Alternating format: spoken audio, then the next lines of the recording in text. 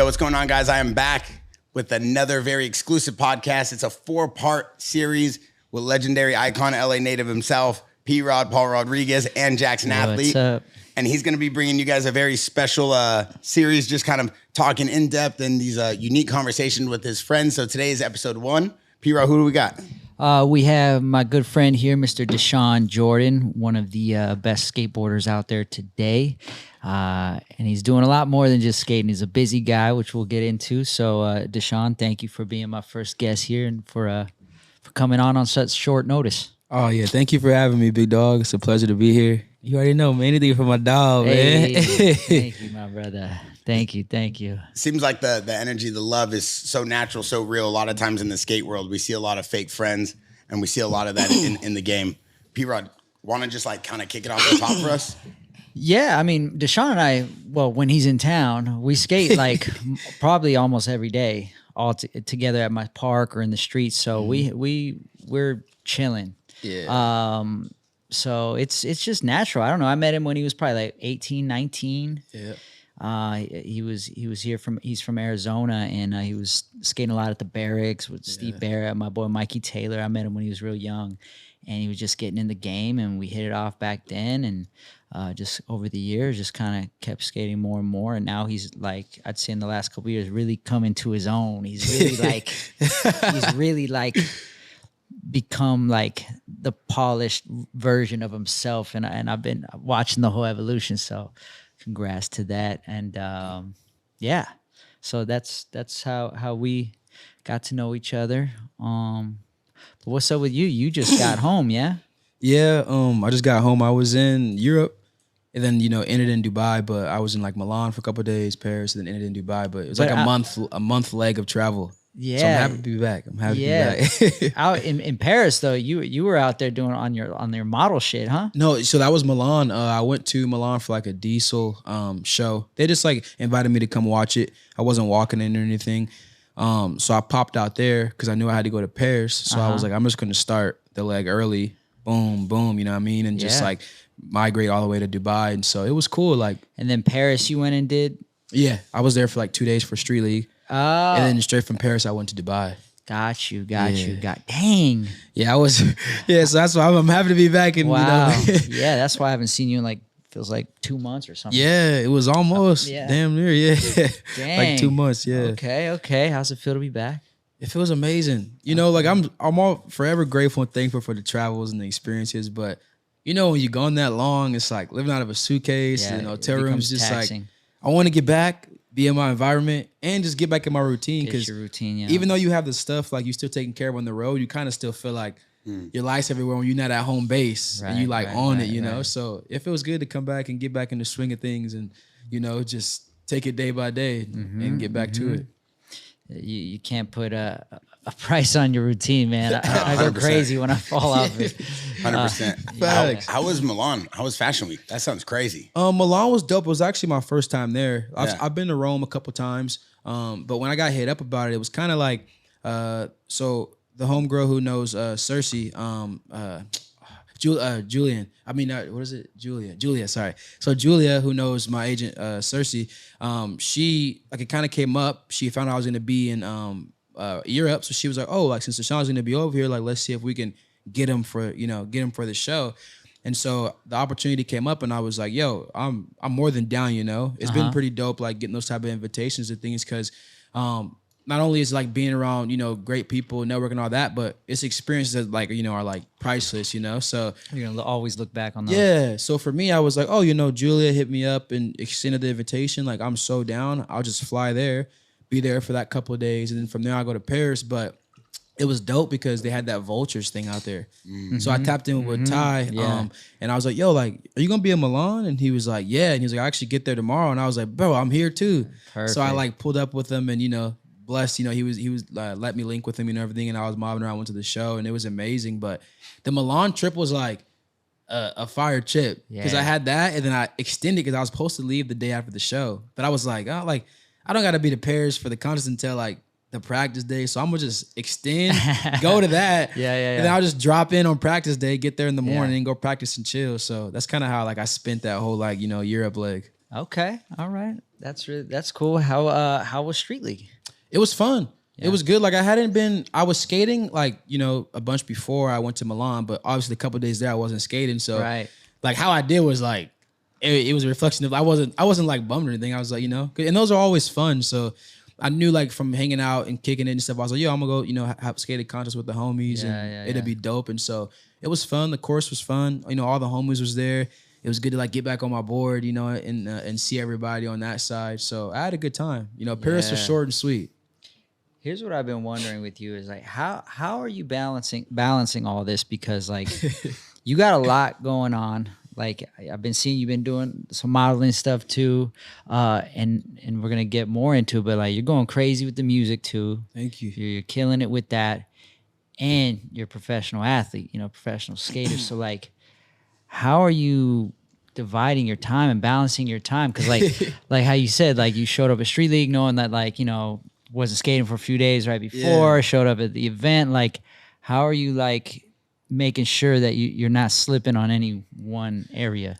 So I would say so for me, like for example, like with the music thing, me kind of integrating that into like my stuff now is like, these were kind of all things that are a part of my life, before skating. And so like I got to a point where I was only skating, like it was dance groups, all these different things. And once I got to that point in skating where, I was like introducing the music and like, I knew I wanted to do that, still with like nervous feelings in the beginning, but I knew I was like, yo, like I want to do all these things like at the same level, if possible. Like I feel like it's possible. I don't want one to outshine the other. I want to just like really try, And so how I kind of spin it is like, and I feel like it's a blessing with music and skate because the lifestyle and culture is like very same, and it's not too like far off where I'm like, oh, I'm playing football then trying to skate. It's like music and skate are pretty, hand to hand, and so it hasn't been too crazy because everywhere I go, whether it's for music, I can skate. So say if I go to another state, Chicago or something, to do a show, I can still go to parks there. If there's a filmer there, I can link up with them. So it hasn't really been like a crazy like pick one or the other, because it's a blessing that those like two worlds can like, collide and coexist together. So I try to like double down on when I'm doing stuff, like I skate all day and then I go to the studio. I'll pull up to the park with you or streets. And then like after that session's done, I go straight to the studio until whatever time. Then, that's how I end my day. And that's kind of my routine. But when things come up, I definitely I feel like now, in the beginning, it was kind of like free space. I was just like, oh, do this. But I feel like now that they're starting to generate a little bit of motion and like all these things, and like the invitations I'm getting and stuff's being more often, like I am having to figure out how to like plan and structure, like, okay, maybe go to this or go to this filming trip, to street skate, or like sit the contest out, or like I have a show here, this. So like for me, it's not really a stretch because I'm like super thankful and stoked that I get to do both these things. And even with the music like that, it's even getting to a point to where like people are like hearing it, listening to it, and I'm even getting opportunities through music. Is like I'm just forever grateful for that. So it's not really like a stretch for me. I enjoy kind of like the moving around and like the busy work, because I feel good doing it. It's my passion. I feel that. Well, congratulations. That's amazing. Thank you. You're getting some good movement. The music's really good. You're getting some good fucking collabs. The collabs is a big one. How are you getting collabs off the break like this? Man, it's been crazy. I'll touch kind of on the Ty, the Ty relationship. And when I say Ty, I mean Ty Dolla $ign, because I think sometimes I say Ty, but I always feel weird like name dropping him. Like, yeah, Ty Dolla $ign. So like, say the full name. Yeah, I always just say Ty. But so that, friendship, it came around kind of uniquely because my friend Andy, Andy, I met him through Malta, and that was like literally on a flight to Utah. Like I was going for the street league there. We touched base, like kind of clicked. We chop it up later and later, he finds out I make music, and then he tells me about his, one of his best friends, Michael Comrie, who's now like a really good friend of mine. He's like, yeah, like Comrie styles for Ty, And I was like, oh man, Ty's like one of my favorites, you know what I mean? Showed Comrie some of my music, and he was like, yeah, I gotta like introduce you guys. And so it was already like kind of like a plan for me to meet Ty through Comrie.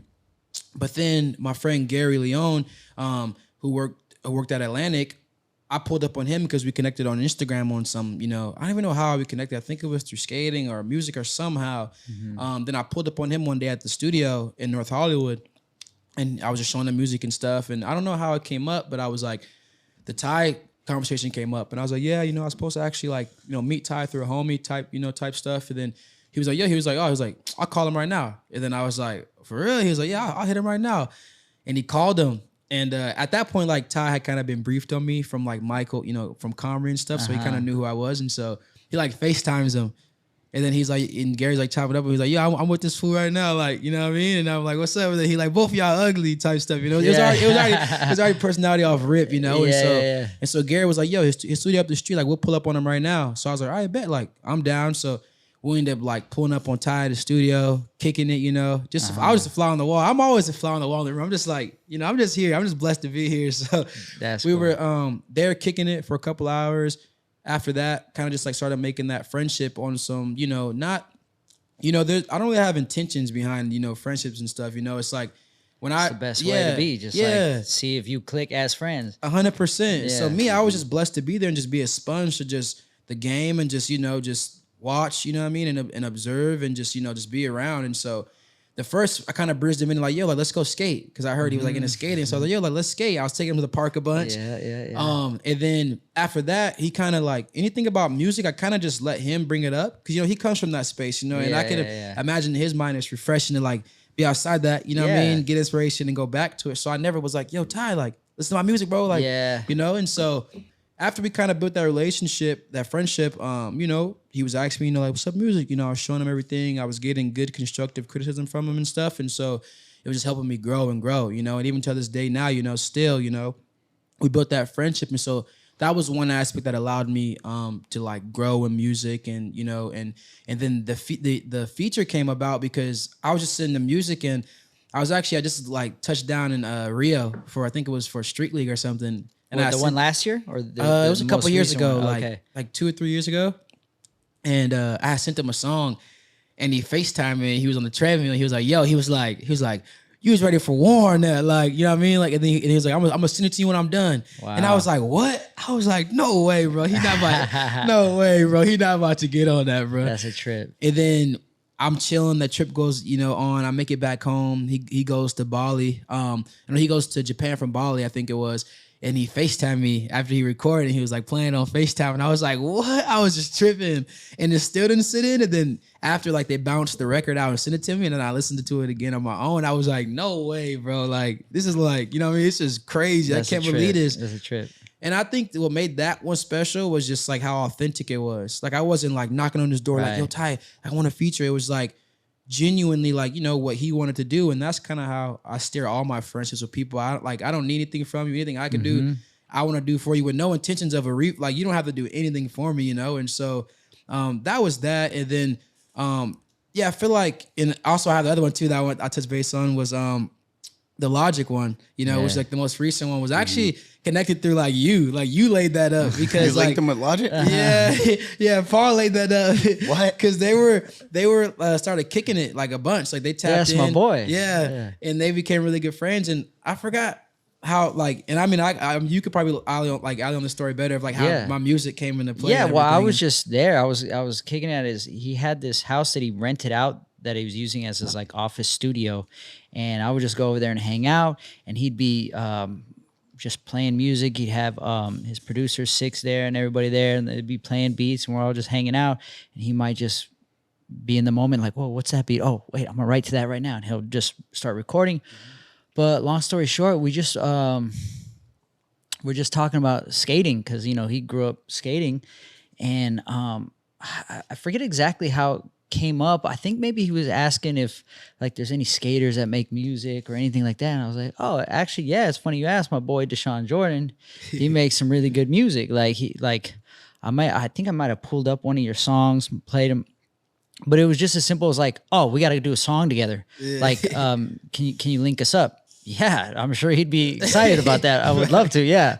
So, I just hit you, got you guys going, and then you guys took it from there. Yeah. I was proud to say, I was like the middleman between that. Nah, 100%. That's a crazy good friend. No, yeah. 100%. Well, I mean, dude, it was a layup. Obviously, like I wasn't just gonna be like force it on him, but Logic was just like, oh, we got to do a song. I was like, well, I'd be happy to connect the dots. You know? I sent him a couple records, and I sent him this one is the one that he like got on, which I'm like gonna drop an EP like in a couple months, and Ty will be on there, he'll be on there. That's heavy start right there. Yeah, and I sent him a song, and it was the same thing. He like FaceTimed me. I just like walked up the studio, and I'm walking in my car, and he FaceTimed me. He was like, "Yo," he's like, "No, like you sent me a couple," but he was like, "That one, like that one. I sent you when I'm done, like but all that," and then patiently waited, and then he sent it back like with the vocals on, and I just was like, "Oh my God!" So like that's kind of how it's been, and even like to go even to the root of that.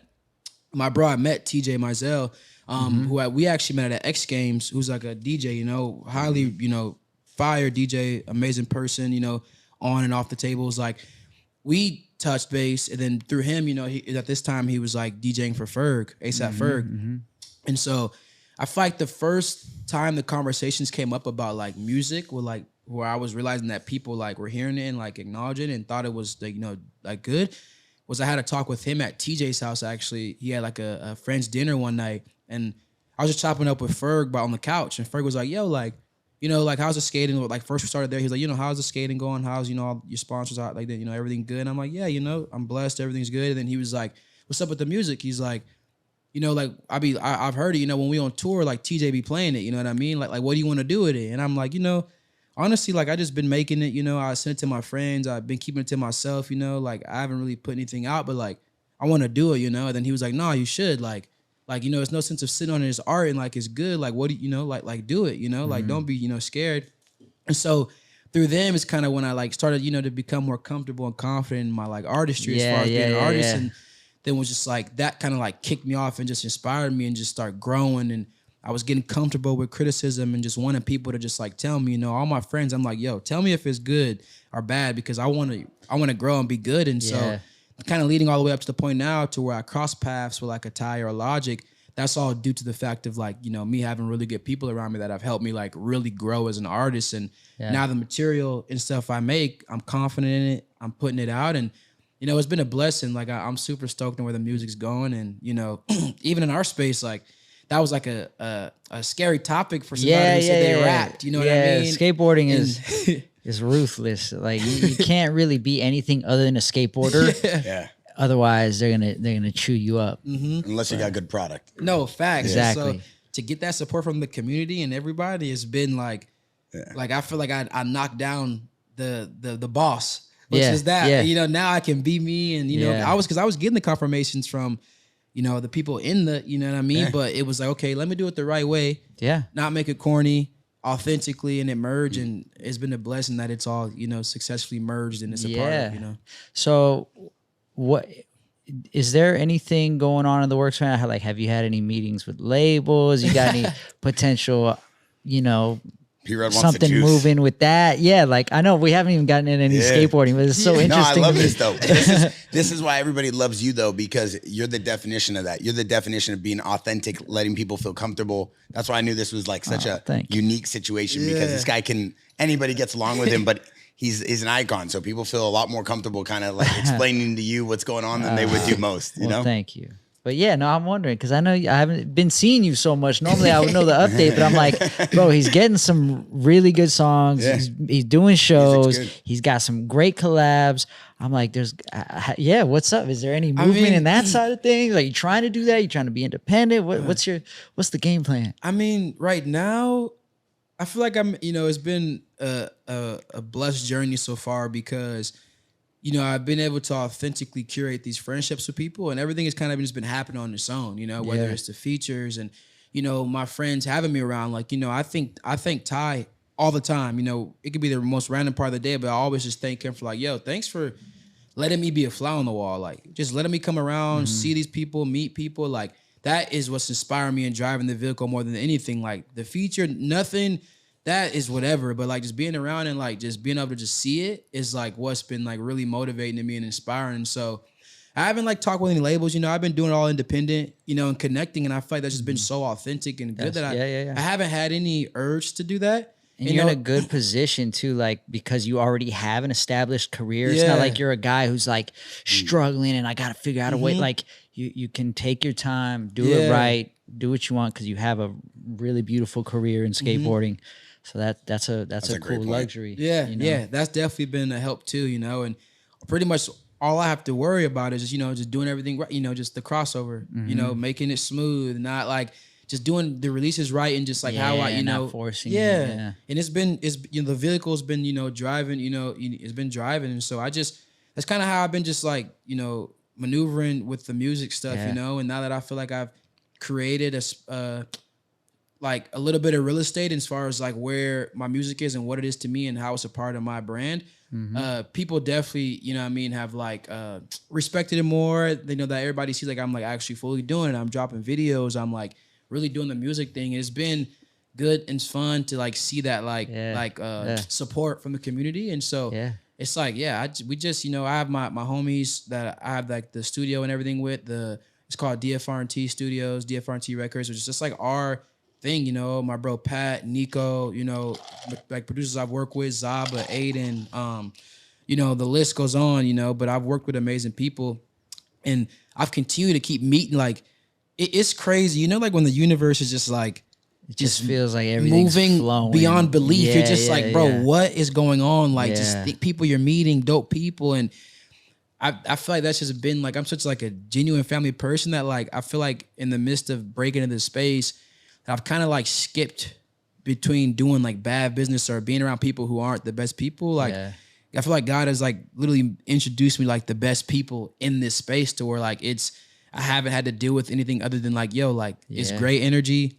Let's create. And man, every time I'm like in awe when somebody who's like in music like compliments me on like my singing. I'm like, bro, like you're around this for you to tell me like I'm like that means the most to me. That's like cool. You know, so yeah, man. I mean, just me knowing you since how long I've known you and seeing the evolution and seeing what you're doing, like I feel the energy for you. You know what I mean? So I see it. I'm just trying to secure my backstage passes, my VIP tickets. You for life, bro. You for life. You know what I mean? When the shows are getting big and the tours are big, I'm just trying to, you know, secure my tickets. You don't even got to send a text. All you got to do is just pull out your name, gonna be there wherever you need. You ain't got to say nothing. Thank you, my brother. Thank you, my brother. Should we talk a little bit about skateboarding? I kind of like where you're going with this though right now, because I feel like everybody already kind of knows about skateboarding. One thing I want to piggyback on that though, because you just kind of brought that to my mind. You talk about like Logic, he links you with Logic, and then you do the work, you know, like you have a good product, and that's why it ends up working out, or you have good attitude, energy. That's why the Ty Dolla $ign thing works out. But a lot of people talk about, hey, like this guy was like a North Star for me, like this artist and the way he made music, the way he put together kind of his records was like kind of the vision that I went down, and then they create their own style. But it seems like you already kind of have your own style. Did you already have like a North Star before you started doing music? So like I would say like the Tys, the Kanyes, like all them, you know, those were all artists that were like my top artists that I was inspired by, you know. And you know, Ty told me, you know, we talked about some stuff earlier on, and he was like, when I was showing the music, and, you know, he was like, yo, you like this kind of sound like this kind of sound like this. He was like, yo, like you should try to figure out, you know, like creating your sound. He was like, you know, like me and Mustard created like that West Coast, you know what I mean? And like, what's your sound? And so I always kept that like implanted in my mind when I made music. And I feel like that's why now, you know, when I go to the studio with homies, I'm always like, when we're cooking from scratch, I try to explain what I'm thinking the best, but I'm always like, yo, like let's dig deep. Like, like not the classic 808s, you know, or like how do we dig deep in like, because we have to create this sound. I feel like I know we're having this sound. And so that's what inspired me to kind of like come into my voice. Even the singing thing, like that's newer. Like I always was singing, but, you know, I was in choirs when I was younger, my sister and stuff, but it wasn't like I was like, I want to sing. It was like, my mom was like, oh, I'm putting you and your sister in the choir, you know? Yeah. So I didn't understand or like have that passion for singing. But when I started working with my bro Zaba, he like really helped me find my voice. And then people were like, you know, saying like, yo, you sing really good. And so I started bringing that a part of it. And like people have, you know, have been loving it, you know, and like my music is kind of more of like a melodic, you know, feel good bounce, you know what I mean? And when I rap, it's not too harsh. It's still like feel good. And I'm not, you know, I'm rapping about, you know, like facts, you know what I mean? And stuff like that. But I definitely, like, you know how you said, like I've grown into myself the past couple of years, I definitely have like grown more into my music bag with everything. And I feel like that's kind of what's been intriguing too about it is like when people ask me if I make music, I'm like, yeah. And they hear the music, or if I say I sing, they're like, you sing? And I'm like, yeah, I sing. And then like, I kind of let them do their research, and then they're like, bro, like you like sing, you know? Thing, but it's like, it's been cool. I kind of like that effect more, you know, and everything. And when people say like, and it's I think a better way. I mean, like we've all been around those people who, you know, like at least in the skate world want to get in the game so bad that they're like pushing too much to almost with like they're jamming themselves up by being a pest. 100%. Like, you know what I mean? Like, hey, here's my footage. Hey, what do you think? Hey, let me show you. Hey, check this out. And it's like, and you're like, dude, I'm down to like give people opportunity, give chances, but like, this ain't the way. Like, it's got to be more of like, we got to create some, like, I could see your agenda a mile away. You're like being so transparent with like, you just want something from me. Facts. You know what I mean? People don't like, so anybody out there who has a dream or a goal, like when you get around someone in that dream or in that goal, like they're people too. They don't, people don't just like just being used, you know what I mean? Like in any way. So like, you know, you have to build up a rapport for, you can't just hit them with the, oh, here, check this out. I do this, I do that, I do that. Like we all remember wanting to get in the door. We all remember wanting to get our dream going, but like, spot on. There's etiquette and a tact about it, you know what I mean? So 100%. Like the way you've gone about it, that makes a way like people more intrigued, like, oh no, let me see what's over there. But if you were like, yo, oh, Ty Dolla $ign, what's up, man? Here's like, oh, like we gotta do something, like it's just gonna like repel. You're gonna get the opposite effect, you know? I had a homie at the show. I went to like the Rolling Loud Vulture thing yesterday, and a homie I had met one other time, I think it was in Arizona. Yeah, I believe it was in Arizona. At the Vulture show there.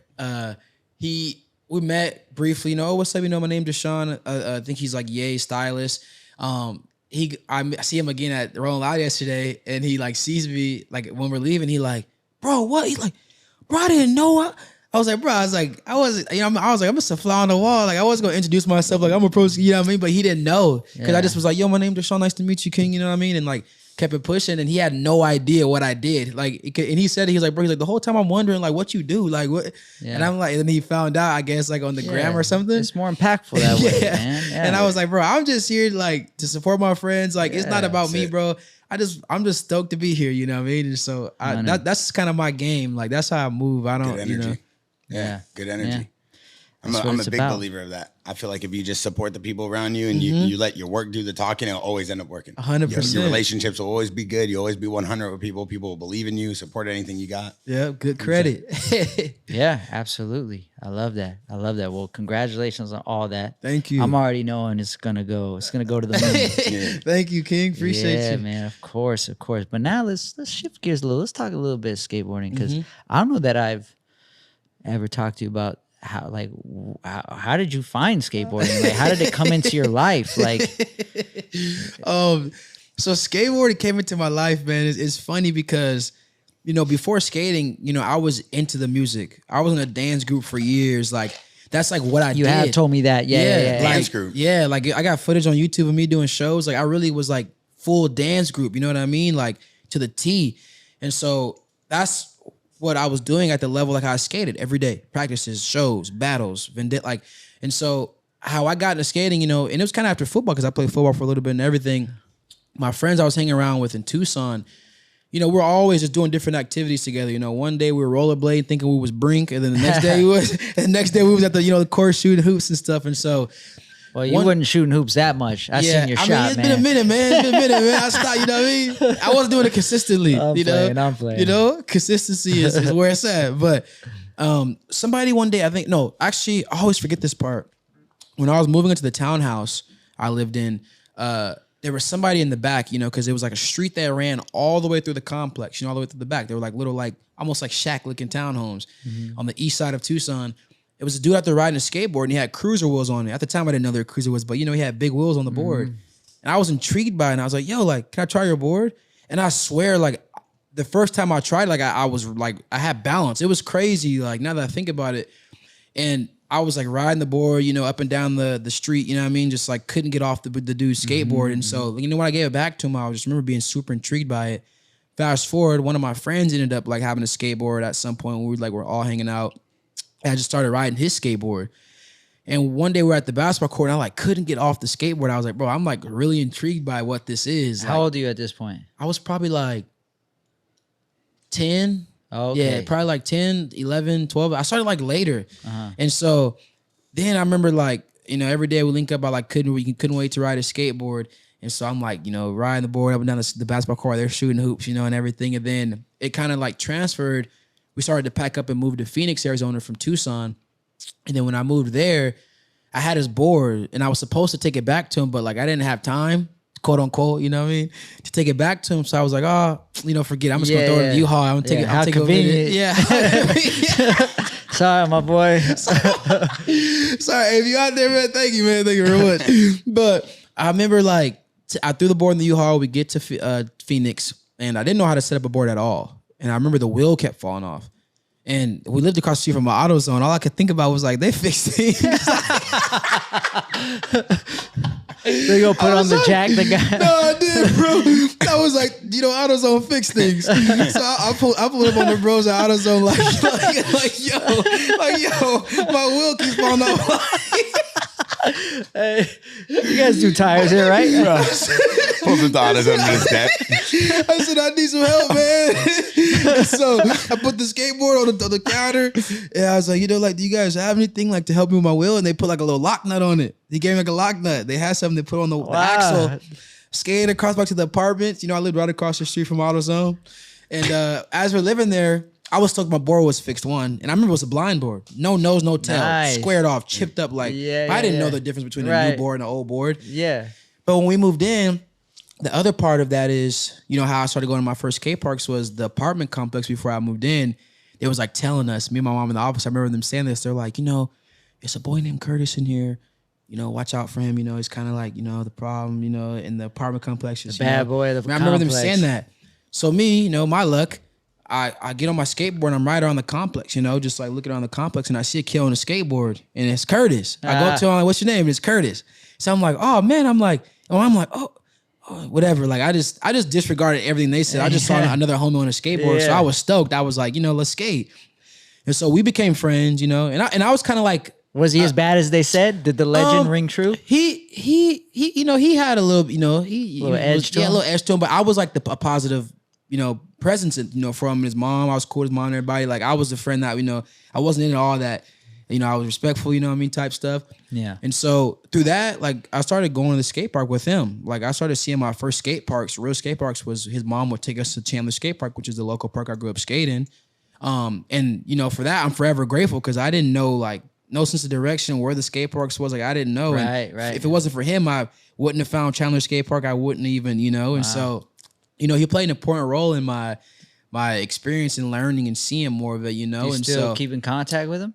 We were still on Facebook, like, what I mean? Like he won't, he's like super it's crazy, like, but we still like, we every once in a while we chop it up on Facebook, like they're all my friends, it don't matter what walk of life, they're still my dogs, and so we here and there we chop it up and stuff, but yeah, that was kind of like my intro into skating, and from there, skating Chandler Skate Park, I actually was meeting people there. Started, having friends there. My bro Zach Downing, Hendren, Deacon, like all these people I was meeting, Andrew, Joseph, being their brother, and everybody I was meeting at skate park, Doug, with these all like my older homies. I just became a local there, so I was going there every day, like every night. Like I would get off school like 4 p.m. junior high, and I lived like 3 miles from the skate park. I would skate that 3 miles to the park if I couldn't find a ride. I would just skate all the way up. Lights went off at 10:30, skate home. Or if not, I would get a ride home from friends and stuff. But that was like my home, and through there, I was meeting other people, started learning about street skating, more tricks, getting inspired. Like I ain't have the clothes, nothing, but I used to try to my mom, I had finally famous shirts that made me feel like I was a skater. Yeah. And then I used to do the thing with my pants, like, cause I wanted skinny jeans when my pants were baggy. You remember that cuff trick? And you would tuck the pants over and tuck it in, and it would like it's like a trick you do with your pants. I never learned this one. Yeah, I'll show you, but it's funny. And that like what made me think I had skinny jeans on and stuff, And so I just wanted to be a skater and look like a skater. That's cool. And then I met other older homies and they started taking me, Russell Powell, who was like, Arizona skateboard staple with him and Tyson, who ran Zombie Skateboards, which was like a big thing in Arizona skateboarding, which was like, they were like the dudes who were putting out videos. They kind of took me under their wing. Like Russ took me on some of my first skate trips with them. Good times when I was jit, And I thank my mom for always being so cool and giving me the freedom to, do that type of stuff and kick it. But through them, I like learned about skating, got a part of the Arizona skate scene. Yeah, I mean, you're still a big part of the Arizona skate scene. Thank Shout you. out to my boys at Terry Lane. Yeah, Terry Lane. Terry Lane. Shout out to the homies at Terry Lane. No, and you even ended up opening up your own skate shop. Yeah, yeah, blessed. You know, opened up with Andrew, Nicholas, Yeah. and Joseph, and and our all my bros. You know, rest in peace, Dave Smith. Our homie Jeremy. You know what I mean? All those dudes, Dylan, and it's been a blessing. You know, like I owe a lot. I feel like I owe a lot to Arizona skateboarding just because it like really helped me mold the person I am today, and along with my experiences moving to LA, like that played a huge part in it too. But just those like building, like blocks of just like skateboarding and how I grew up there. And, like I said, once again, one of those situations where like I was blessed for the right people took me under their wing and introduced me to other people that allowed my career to, progress and grow. That soon, migrated me to California, which was like my dream all along in school, like I wanted to, at some point I was considering homeschool, but my mom didn't want to see me graduate. I begged my mom for so long for homeschool. Yeah. And so like, I stayed, graduated high school. Then I moved in 2015, with nothing. I didn't have nobody. I knew the homies Ryan, Nadal, and then from Barracks, because like they had filmed a segment on me when I lived in Arizona, because after I won the Make It Count contest. So I kind of had them when I moved out to LA, and I was back and forth for summers. Yeah, because you had a like, back then, you were on a streak in the amateur scene. You were just killing all the contests. Thank you. Yeah, I remember that. I remember seeing like you would pop up all the time, being the dude winning all the contests. Yeah. So it's been a blessing. Like that's kind of my intro, and like I said, I tell everybody who Oliver Flores sent me my first pair of Nikes. Like he's the dude who and through him, I met him through Steve Clare, which was the dude who started flowing me Crew. When Crew was around, like he came to me at a contest through the homie Garrett Gilbert, who was Arizona native, who like laid that up for me and told Steve Clare about me. Then I met Brownie, which his real name is Chris Brown, but it's always funny when I say that because people like Chris. I'm like, nah. But he was like the TM of Crew. So from Clare rep went to TM Brownie, and then from Clare also came Oliver Flores. From Oliver Flores to like team manager and. The path of my career has been amazing. Like, I've been around awesome people and they've all helped me and steer me in the right. I met you. Like, I feel like for the first time we talked, I think I called you for advice. Is when I was like, we talked, but we had met, but I remember I got your number from Cersei when she was repping both of us. And like, because I was like, I need somebody to talk to. And I remember she was like, you should call Paul. And that's when I, at that point in my career, when I was like quitting Sovereign and stuff, I called you and talked to you about it. And I feel like that kind of like started really like our friendship from there. I just always I remember hanging with you and knowing you through the Barracks and Sovereign. Then you made some moves. But I mean, it's just been, I've been just stoked. I just like being around hungry skateboarders, you know what I mean? Because like obviously, unfortunately now I'm the old dude, so like I gotta keep myself around the dudes who are hungry still, that energy of trying to go get it, so that hopefully that some of that energy can pass over onto me and I can stay hungry too. So I selfishly I was just like, yo, look, I'm trying to be around you and go skate. Like, no, you've helped me. No, you've helped me, man. Like it be times where I'm like not skating, you hit me like you skate, I'm like, I should be skating, and I pull up on you. You know what I mean? So it's like hand to hand, bro. Do it. It's always good times, bro. When we skate, like it's like I look forward to that. It's like our routine. So it's been a blessing. You know what I mean? Obviously too, like looking up to you since I was a kid, like coming to skateboarding. Like, and then you becoming friends and everything, and just like having that friendship is like that whole like idolization, like wasn't even ever a thing because I feel like we've always been family. So it's like now it's locked like in, baby. Yeah, so it's like it's a great feeling because I'm like, dang, like Paul's like, that's one of my like. We're doing another event for the 2-year anniversary. Oh yeah, for sure. Yeah, we got to. Yeah, that's coming up like super soon. I know. Yeah, that fast. I gotta make my rounds. Back. So, as we look at kind of like the current state of skating, like you've been an icon forever though. You've been doing this since you were young. And your style and what you got going on right now is crazy. You know, I was super, super excited when you said he was going to be your first guest because I was like, God, this guy's style is insane. And I've been hitting you up forever, 100%, trying to get you to in here. He'd be like, yo, I'm coming. And then he's like in Beijing. Like, you said you were coming. You and Manny, always, man. I'm like, let's chill. Oh yeah, I got to do that. Like, I'd be like, yo, you on your way? He's like, no, I'm actually I'm on the way to the airport. I'm going to Brazil. I'm like, I thought you said you were coming to lunch tomorrow. My friend's got too much shit going on. So I was really, really pumped because I know we've been trying to link in here. I've been sending you chains since I was doing this 3 years ago. 100%. And because his style is something that I love about you. Very unique. You're not scared to be your own dude. And Paul, you're one of the dudes who kind of brought that to skating in a way with Nike. And Nike SB is bigger than it's ever been with the resurgence of the Dunk and the Jordan collabs. Can you kind of break down to me a little bit of the relationship and like you wearing it and then him wearing it? I think like a lot of people too always look at you as like kind of like a founding father of Nike skate, you know? Oh man. Well, I don't know how to start that. I mean, you know, he's his own man. So his relationship with Nike came through a different way, but like my relationship with Nike, damn, that started way back in the year 2004. Way back when. Yeah, man. I don't even know how to answer that question. I mean, I still have them at my house to this day. My mom put me in some little baby Jordans when I was were my first shoes, like when I was big enough to need to wear shoes. I have them at the house.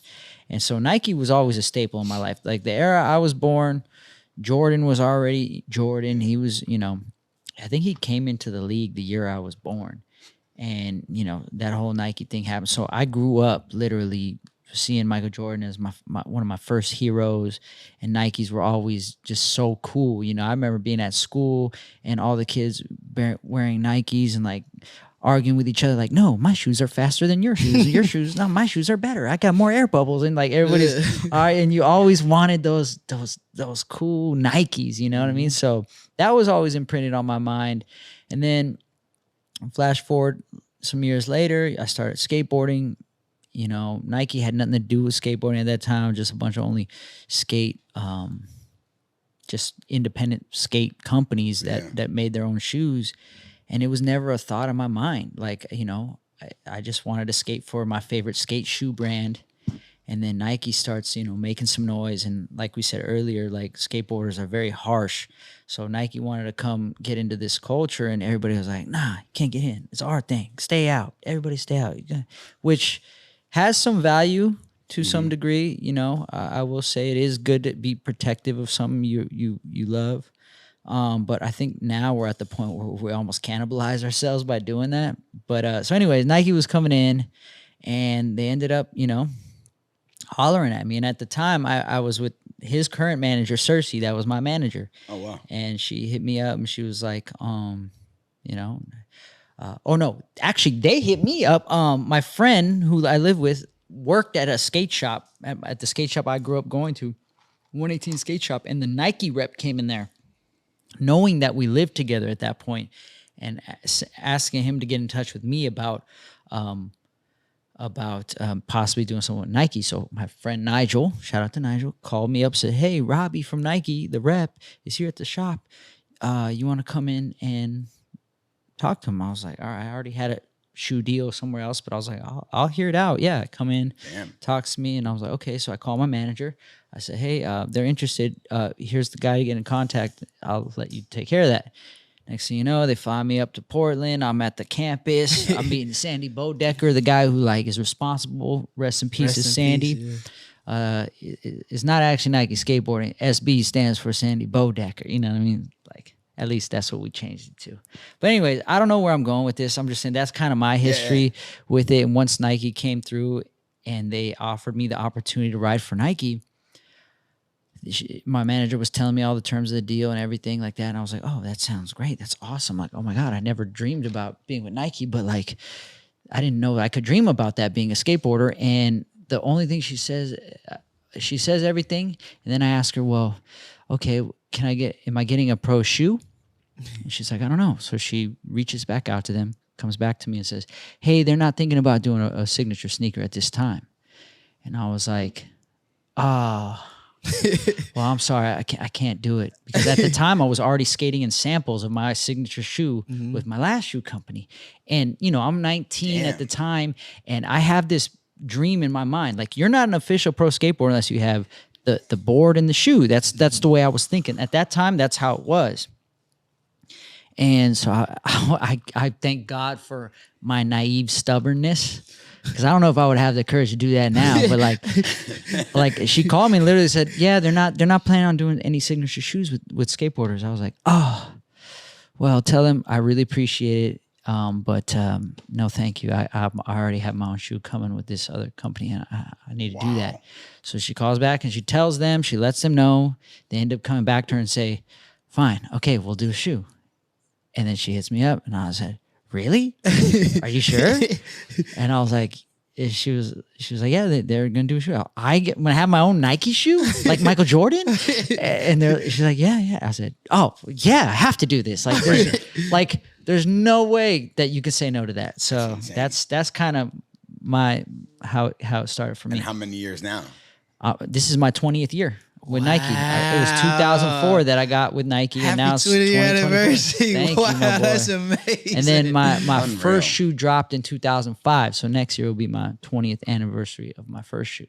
That is unreal. 2 decades with Nike. 20 years, bro. I can't even believe anything has been 20 years. That's older than some of our employees here.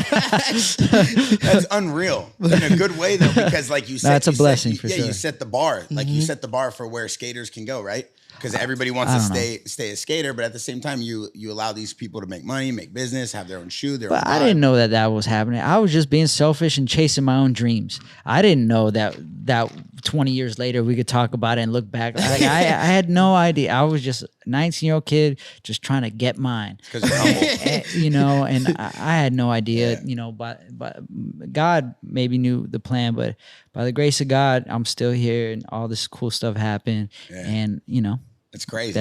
And the relationship, is it kind of like the same pathway for you, or like?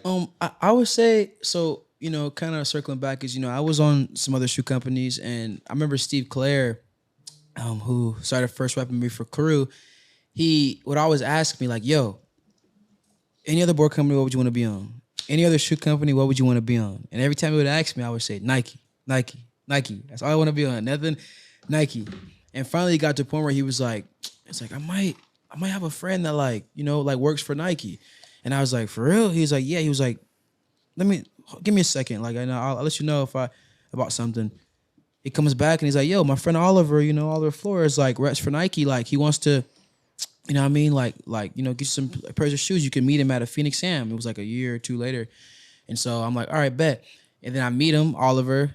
Actually, it was like at the hotel that they were all staying at one year, and we chop it up. And I remember the words. He was like, "Yo," he was like, "I know you got that going on." I was on Vox at the time. Wow. And he was like, "I know you got Vox going on, but if you want to do it, like I'm ready." And I was like, "Bro," I was like, "No brain." I was like, "If you're ready, I'm ready. Yes, please." Yeah. I remember I got back and he sent me a box of 2 shoes.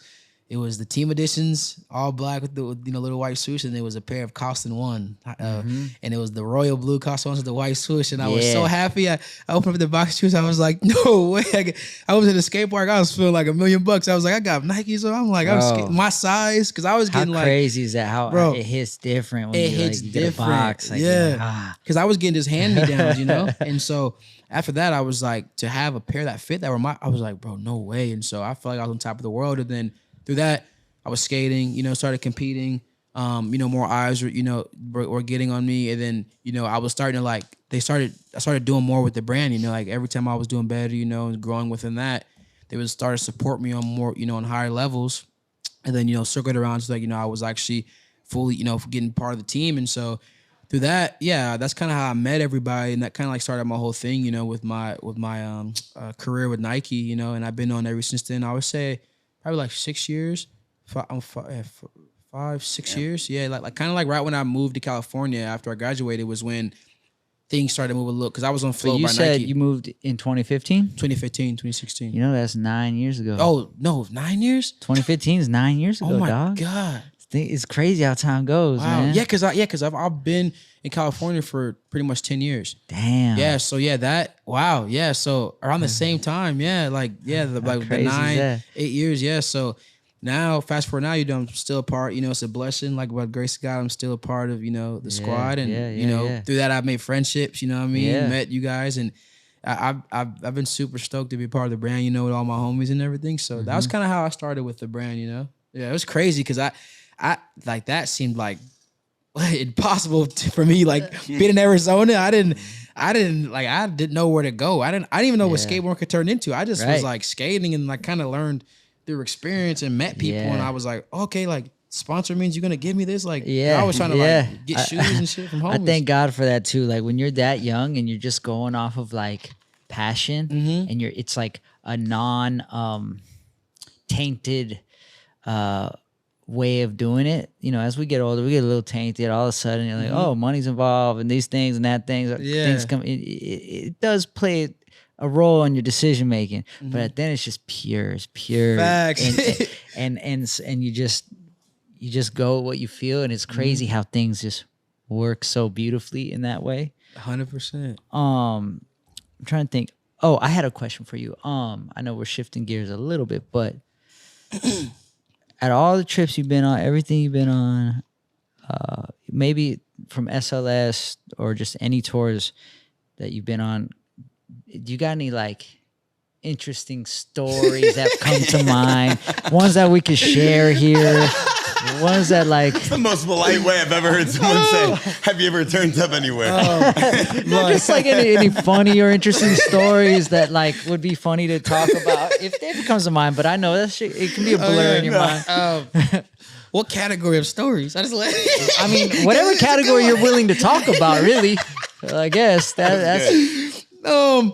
Man, I would say, so I have funny, I'm trying to think. I have a couple different ways of I have a couple different stories or different, like, so, let me see. I'll go. Keep going. Let's see. Maybe I'll go funny first. Okay. And I think it was when, two things happened on this trip. One was like, I had bet Mike, it was a Sheckler trip, and it was like, all the Nike, Flow Am dudes, and we were on the trip, and I had bet him like, I don't know, I think he got me up to like 72 Reese's. Like cups. Reese's Pieces? Yeah, Reese's Pieces. Shoot. And so we're just betting like, cups on like the lands of this trick, right? Got up to 72. Damn. I ended up like hitting Amazon. I Amazoned 72 Reese's cups. Reese's Tooths. You had to pay him or he had to pay you? No, I had to pay him. Oh. So I Amazoned 72 Reese's to his room. They brought him like an ice chest. Wow. It was so funny. And they delivered it to him. And he took a picture. He was like swimming in Reese's. I bet he ate them all too. I bet he did. So. I gotta ask that dude got a sweet tooth, bro. From what I hear. Oh my God, in the van with lemon head jar, all kind of stuff, man, like crazy. Damn. And the second thing on that trip happened was Zion. I don't even know how I even looked down, but me and him were rooming together. We were in the room right next to Mike, and we're chilling. Drinking a little brew, and Zion took off his socks. Wait, what? Yeah, I can't. Zion took off his socks, and I happened to look down, and his feet looked crazy. Oh yeah, I've seen his feet, bro. He got some wild feet, bro. So we're in the room dying. I'm filming him. I'm like hysterical.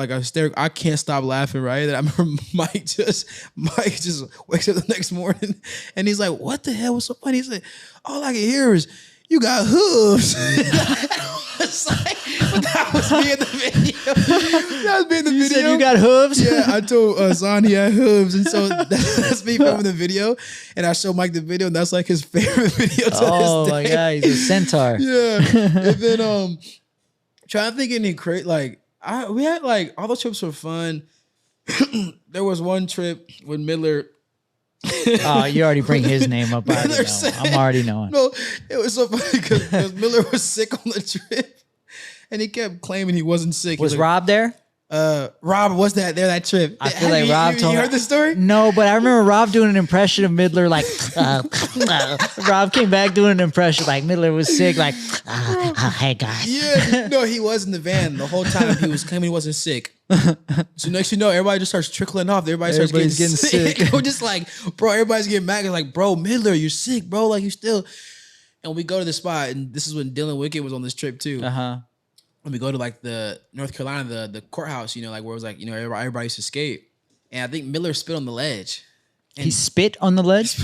No, he spit on like, where the ledge where everybody was sitting. And Dylan almost sat in it, and Dylan got like pissed, like was mad. I mean, he was so mad. He like going in on Miller. He took Miller's board that was brand new that he was about to sub. It didn't have grip on it, and he was trying to focus the board.